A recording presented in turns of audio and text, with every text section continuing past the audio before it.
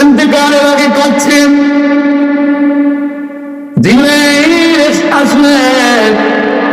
আল্লাহ লাইকা বলে জিবরাইল যায়, আমার বন্ধু কেন কান্দে? জিবরাইল আমিন আসলে আইসা বলে নবী আপনি কান্দেন কেন? আমার নবী বলে জিবরাইল আমি চলে যাবো, আমি চলে গেলে রে আমার উম্মতের পাহারা দিবে।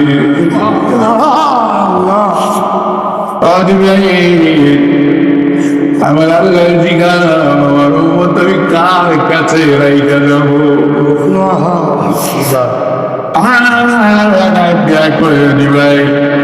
আমার বন্ধুরা জানায় দেয় আমার বন্ধুর উম্মতের জামিনদার আমি আল্লাহ হয়ে গেল।